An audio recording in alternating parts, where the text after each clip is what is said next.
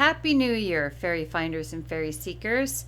We are doing another episode of Real Fairies and Real Photos in my backyard area on the trail. We are going to be looking for winter fairies, but first I need to share with you all the deer tracks. Between the neighbor's yard and our yard here, they've taken every trail through the fences. They've taken the trail between my little building and the fences. They've just made themselves right at home, but it's been cold and it's been snowy, and what you're seeing here is hardly any of the snow that we have received. It's melted a lot.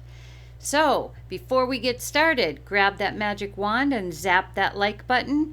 Subscribe if you haven't already, and consider buying me a coffee to support my channel. So here we're going down the trail looking for the winter fairies. Stay tuned.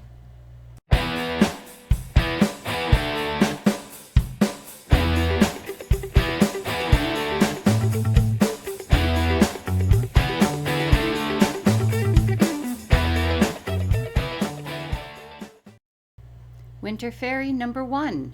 Here we have a winter fairy dressed in orange. He looks to be working to pull a stick from within the group of small trees he is standing on. We can see his hat with a pointed tip and part of his face. His head is turned, looking over his shoulder, and you will see who he is looking at in the next frame. This fairy's stance shows he is bound and determined to get that stick. My guess is that it is meant for firewood.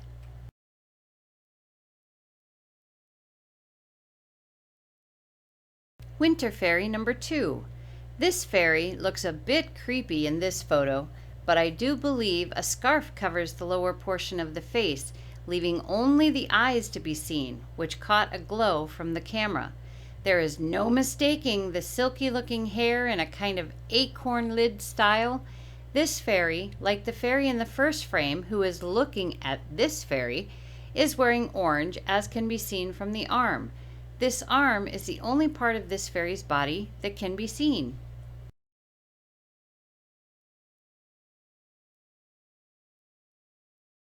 Winter Fairy number 3. We have a climber here, it seems. I almost passed this fairy by because I couldn't see much of the face, but there is no mistaking the knee and the boot. Also, this fairy's clothing is smoother than the draped weed that is being blended with. I wonder if this one heard me coming and shimmied up the small branch to blend and hide. It is the only reason I can think of as to why this little one would be up there, since there doesn't seem to be anything special up there for this fairy.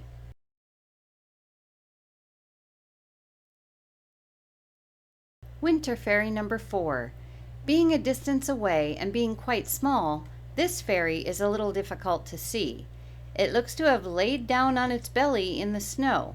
We can see a red round hat, an arm and a hand in a yellowish glove, and the eyes and nose of the face. This is the best I could do for enlarging this one. Any larger and the blur would cause it to be totally unrecognizable.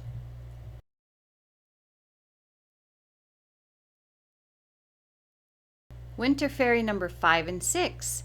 What a rare treat we have here. 2 fairies, and one of them, the smallest, is an actual fairy, F-A-I-R-Y. We can see her dark hair and the shape of her body down to at least one knee. She is talking to the larger fairy, who is much larger in comparison, but still quite small and blurred due to enlarging. We can see his flesh-colored face in profile. We can also see his upper torso, and it appears that he has his arms behind his back as he talks to her. If you look closely, you can even see the wings on the fairy, F-A-I-R-Y.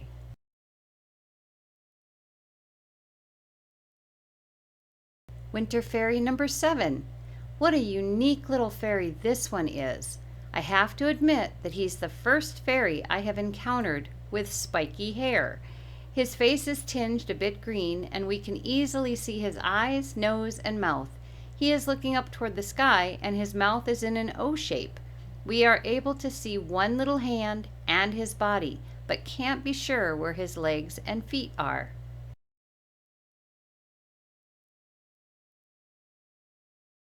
Winter Fairy number 8. My guess is that there is a tunnel system under the snow, as it looks like this fairy has no problem standing upright and must also be warm since he is wearing short sleeves. His outfit appears gray and almost as though it is one piece. We can see his ear, one eye, and part of another eye, though the branch is obscuring much of the second eye, and we can see his nose. I almost feel like he is looking at us through a window.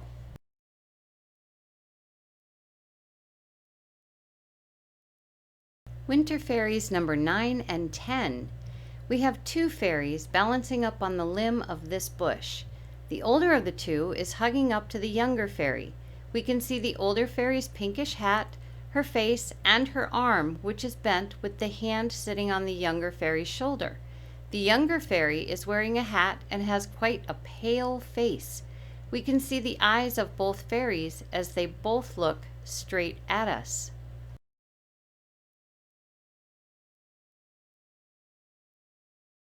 Winter Fairy number 11. This is the best blended fairy we have seen so far in this video.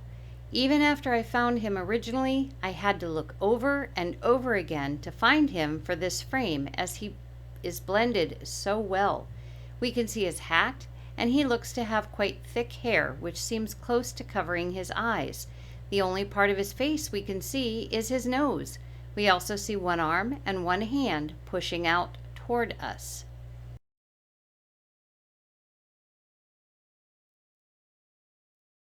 Winter Fairy number 12.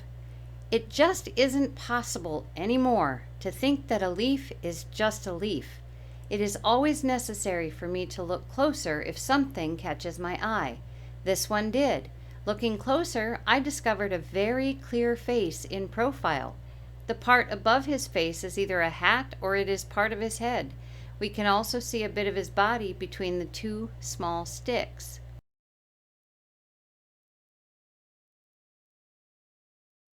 Winter Fairy number 13.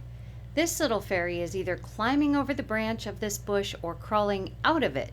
We can see the hat with a different color outlining the face. If you look closely, you can see both eyes and the nose.